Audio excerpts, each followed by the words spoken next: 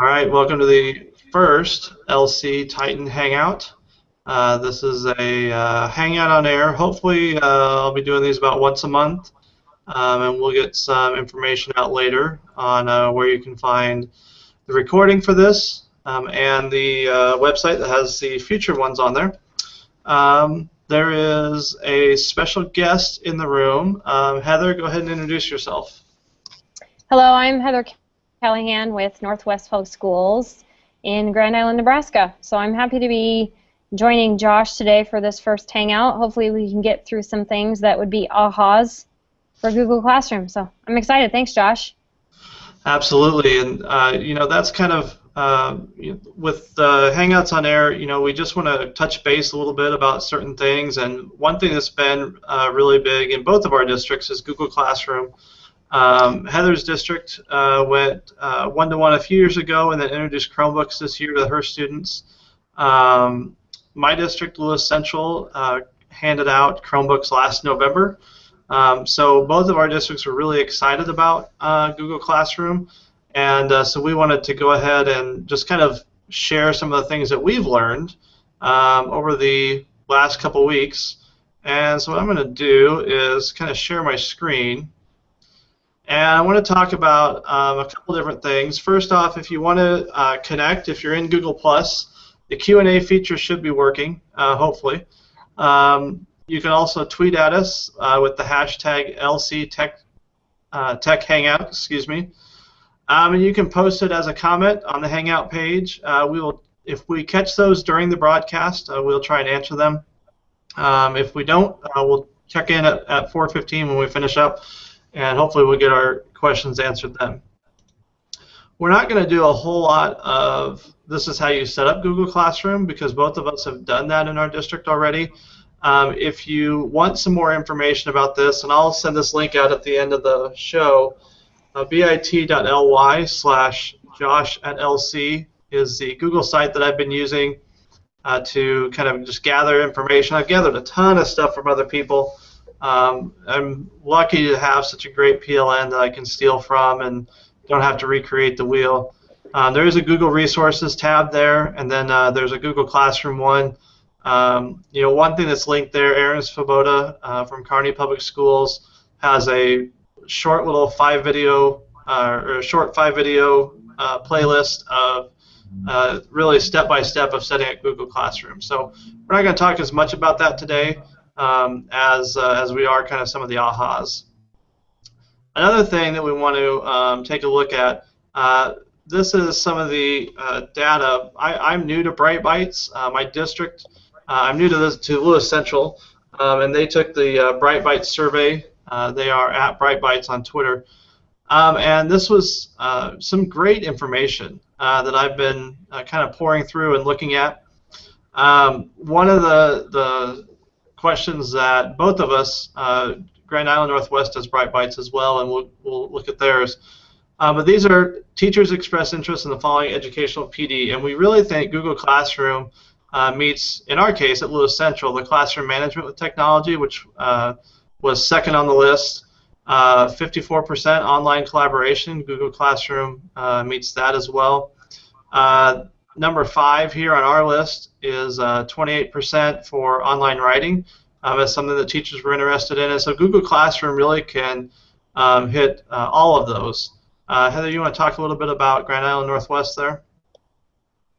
We found that this data, like Josh said, is really helpful in deciding what kind of PD we want for teachers. And what we found most interesting is that there was a lot of common data or common needs between the schools. So classroom management with technology was big, and then we had a big issue with like the multimedia use and just collaborating with the technology. So it was great to decide to do this hangout on Google Classroom, because Google Classroom does kind of hit all those areas in a general way. And one of the things we felt was pretty important was that when you meet the needs of your teachers, then it just trickles down and it affects the students. So we looked at our teacher data and our student data and are guiding our PD in that direction. But the first thing we wanted to start with was teachers. So that's kind of where we highlighted these pieces of data that we have for you here today, and kind of gives a purpose as to why these tools fit the needs in our district too.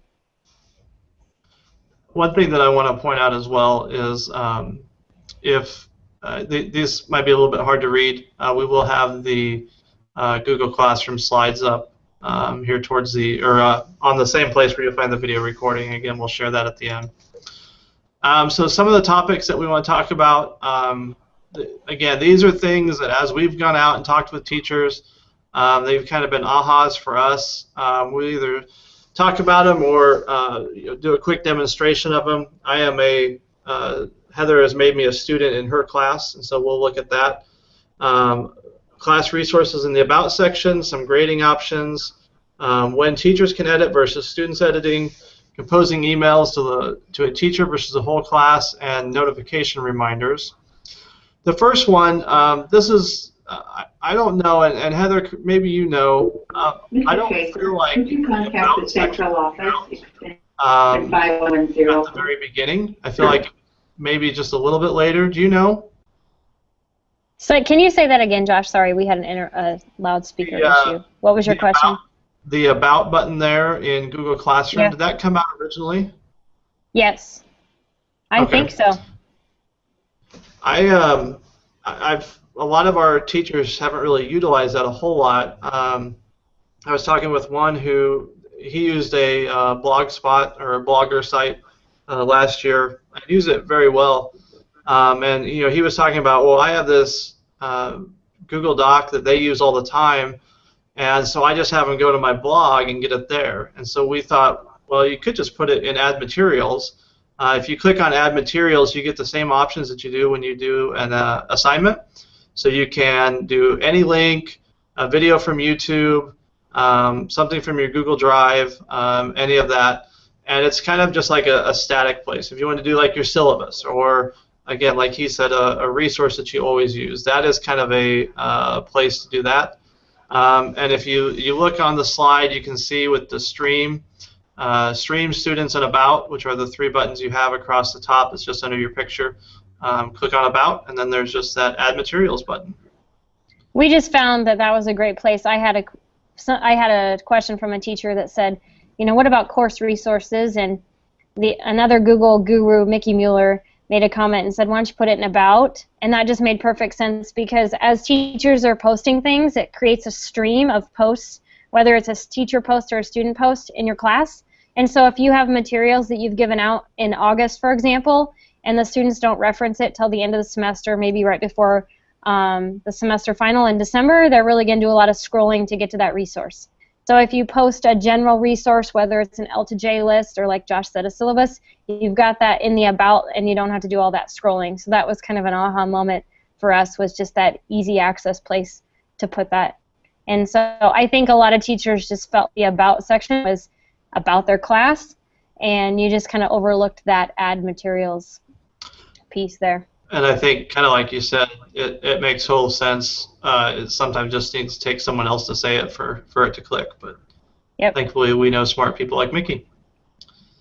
Heather, you want to talk about the grading options a little bit? Yep, this is something I've played with a few teachers, and especially when I had the option to view Google Classroom prior to its launch. One quick plug, if you're in Google Classroom, in the lower right-hand corner is the feedback button, and they are encouraging all teachers to utilize that. So as you think of features that you want added, or things that don't quite work right, or you just want to see something, one of the things we talked about here at Northwest was having multiple teachers being able to access a classroom. So 2 teachers in that teacher role in one class. So anytime you have something, use that feedback button. That's strongly encouraged. So basically for grading, right now it's just a point system, 1, 20, 50, 100. You can specify the number of points. So like an example, when Josh and I were messing around, we just had point system at 95, but I did try to put like A, B, C, and D, and it doesn't give you that option. So again, something to be suggested there. Then when the students fill out the complete the assignment, then you have options to put in specific grades. But it's basically a point system as of right now. So you assign the point value for the assignment as a whole, and then as students submit their assignment, then you can assign point values in a separate section, which we'll show you a little bit later when we do a screen share on that. specifically for the assignment. But again, it's just a point value, not necessarily a letter value that you can put in there. And we've found too, since it doesn't, we've had, or I think you were mentioning that you've had teachers try to export out the grades and then import them into PowerSchool. Yep. And I don't know if anyone else out there has done that successfully. I don't know that we've had teachers, and you said your teachers couldn't get it to line up either. We have 2 or 3 that have been trying, and there's something in the CVS file that's not matching up to PowerSchool. So if anybody out there has successfully got that to work, let us know. We're not quite sure what field in Excel isn't matching up, or in the CVS file isn't matching up. I know it's very important that the assignment names actually match. So a whole nother topic for a Hangout, but we're obviously open to feedback on that, because there is an option, as you can see in grading, to download.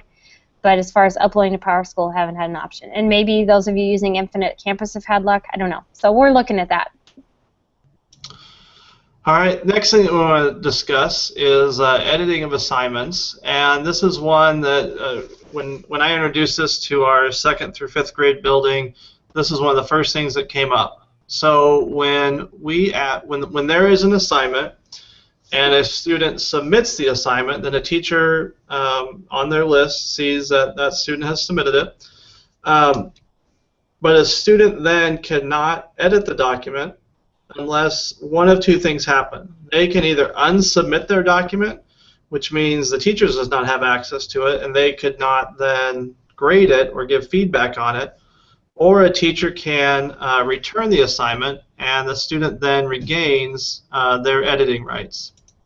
And so what we're going to do, I need to switch my screen share real quick. Share that. Josh made good reference to this the other day when we were talking about this. He said, this isn't any different than when a student turned in a paper copy into a teacher's turn-in basket. If they wanted to edit something they had turned in, they just went to the turn-in basket and grabbed it. So this whole idea of submit, unsubmit, or changing back and forth the permission of being able to edit or not edit isn't any different than the old-fashioned turn-in basket that a teacher would have for a paper copy. So you can see here, this is a sample class demo that Heather has put together. And whoops, zoomed in a little too far. So here is an assignment that Heather has created, and I'm a student in that class. I can, like you've hopefully seen, you can either add some, if you've already created something, you can add it from your Google Drive, you can add a link, like if it's a YouTube video, or you can upload a file. Or else you can create something from Google Drive. So I'm going to create a new document. And because I do it right here in Google Drive, it goes ahead and names it for me and puts my name on it. So actually this is the one I did the other day, but you can see I have typed something on here. When I want to, when I'm finished, I can click on Turn In. It takes me back to Google Classroom. I need to get rid of one of those. And it says when you turn in these files, you lose the ability to edit. You can unsubmit the assignment to edit. So I'm going to click Turn In. And I'm going to get rid of, turned in both of them. Not a big deal. So now notice I don't have the ability to do anything but click Unsubmit. And if I click on that document, notice now it's view only. I don't have permission to edit it at all unless I made a new copy. So again, if I know that I missed something and I need to put it on there before my teacher grades it, I can click on the Unsubmit button. It's going to ask me which one. I can add a note to the teacher if I want to. I maybe say, you know what, I forgot to do page 2, or I forgot to add in this point. Click on Unsubmit. And notice now I can click on that Google Doc. Oh, that one didn't do it. Do this one. Click on that Google Doc, and it's still not letting me. What'd I do wrong?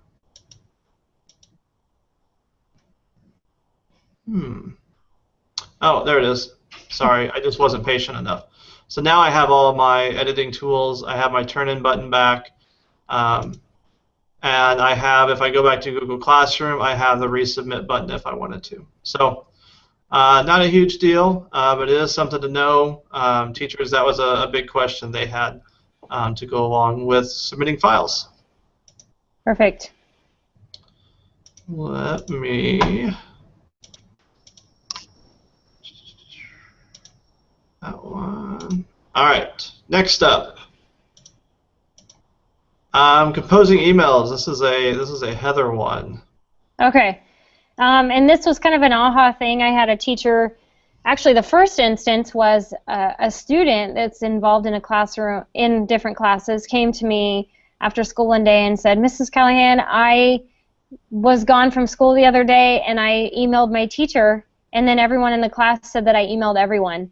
And so basically what we discovered from that was when a teacher creates a class, they have this in our, when you create an email, you get, she tried to create and compose to a teacher, and so she started typing in that teacher's name. When by default it auto-populated that class that she had in Classroom, and so she clicked that name first, and so that's what came up, and that's why the email was composed to the entire class. So I had to go through and just kind of give a brief demo to some students there to say, if you're going to compose an email to a teacher, pay attention when you hit compose, if you're in your email, that you click on that specific teacher and not that class that might come up by default in there. Otherwise, from a teacher standpoint, you can go in your classroom and go into your class list of students, and you can select all and send and compose an email to all the students or part of the students in your class right from there. You don't necessarily have to go to your email. You can actually compose it straight from your classroom. Now, students can compose an email to the teacher, but not to the entire class, and that was something that we kind of played with too. But just kind of an aha moment for a student that kind of struggled, wondering why her emails were going to the entire class, but that was actually created in Mail, not from Classroom. And here is, I put up the slide, I had it in the wrong order there. This is emailing the teacher. It's just a button at the top of the page. If a student clicks on classmates, they can email other classmates. I know, like with our 2nd through 5th grade, they don't have email, so it doesn't really matter, but just it's a good heads up. I want to throw this in there too. Did you hit on this? No, I didn't do anything. No, I didn't do anything with reply. So what the other thing to know is that when an announcement gets posted and an email is sent out to either students or teachers, they can't just reply back to this. And I think you had this issue too, didn't you? With students trying to reply back and they didn't ever get it. Yep. So just be aware, it's kind of like not the spam, but like the bulk emails you get where it says no reply dot whatever else. Same thing here. You can't just reply back to the announcement there. You know, there are links to go into Google Classroom. You can do it that way. We had students that were getting the notifications that we're going to talk about here, and they were trying to reply to the notifications, and that's where that issue came up. Should we go ahead and jump into that? Sure. Okay. Let me switch back. I need to find a quicker way to do the screen share. That'll be for next time. Do you want to talk about the, I can pull up one of the announcements or announcement emails. Okay.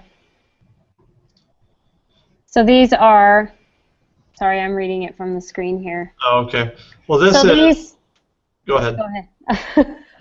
We got to take turns, Josh. We got to take turns. Well, okay. oiled machine we are for episode 1. Yes. Okay. So on the screen right here, see, I'm pointing at the screen, so you can see my fingers in here if I haven't. But what we did here was we kind of messed with the comments and the things that are being posted here. So as a teacher, when students post a comment in Classroom, you get a notification.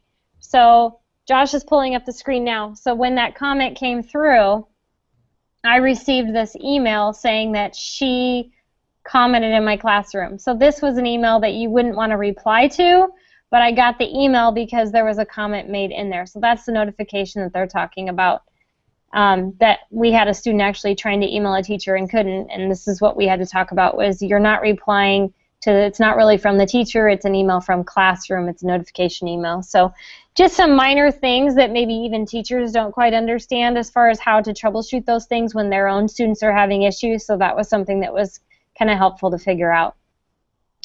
I will say one other thing that we just experienced today. We got a group of 5th graders in Google Classroom, and I did this with 2nd graders, but I kind of forgot to do it with 5th graders, is talk about commenting and how anyone, I'm in as a student right now in Heather's sample class, I can put an announcement here and everybody sees it.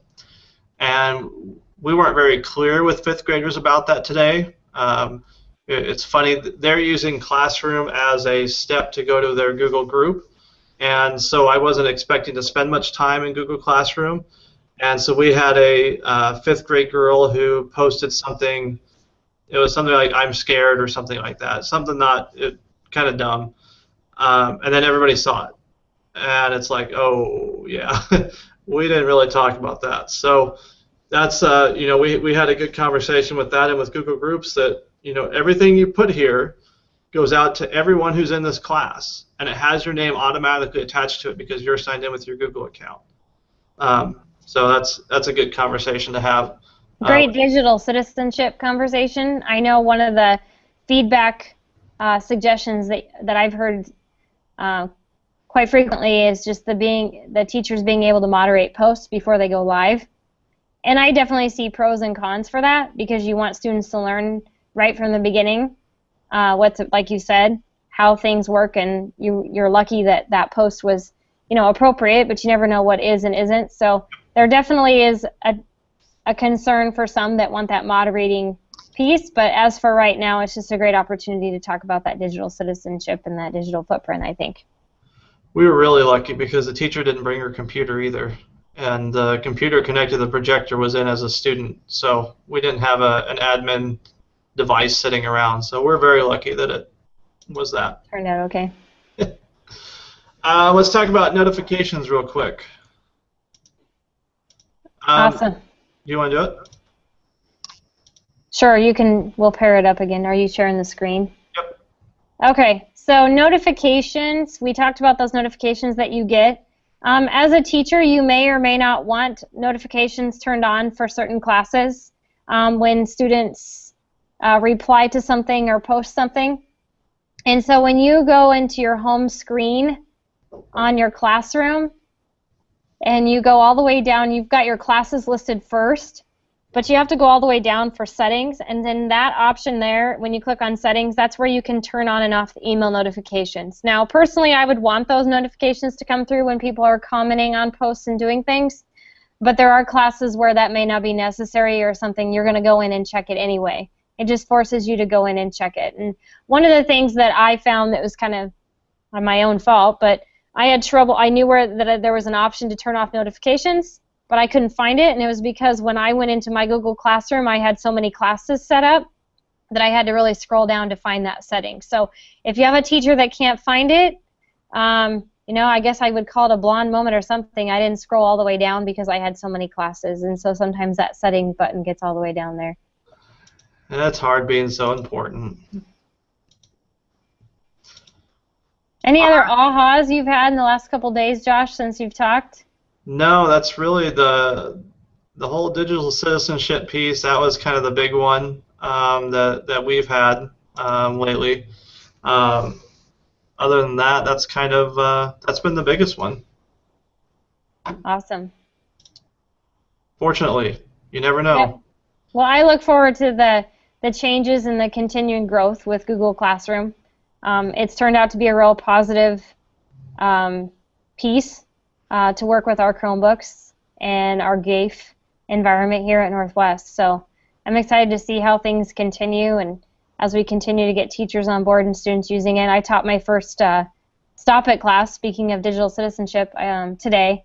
Although I only had 2 students in it, we did use Google Classroom, and it was a great way for me to share my presentation and share the outside assignment that they have and give them a place to kind of go, and they were already used to using Classroom from other classes. So we just find that it's just a big tool, not only a one-stop shop, but I also like how it organizes the drive for students. Yeah. It automatically creates those folders in their drive, and that's not something we talked about, but when you go into Classroom, you'll see how handy that is to have that Google Drive organized, not only for you as a teacher, but for students as well. And I'll say that's been the thing that has really sold a lot of our teachers, is just that automatic organization. And you know, we've been using it for professional development also. Same type of thing like you were saying with the Stop It class. You know, we had a discussion last week about, do we use Google Classroom or Google Drive, and if there's an assignment to turn in, then I think that Google Drive is great. You know, if you're just going to be presenting information, you know, it can be kind of an overkill, but if there's something that has to be turned in, like at our middle school, they're reading the book Gradual Release of Responsibility, and so there's a pre-assessment that they did last week, and you know, I showed you there that the automatic naming conventions, and I think that's just huge for any grade or any age level. But with that, if you want more information, I think if you're on Google+, hopefully the link to the Tech Hangouts website showed up.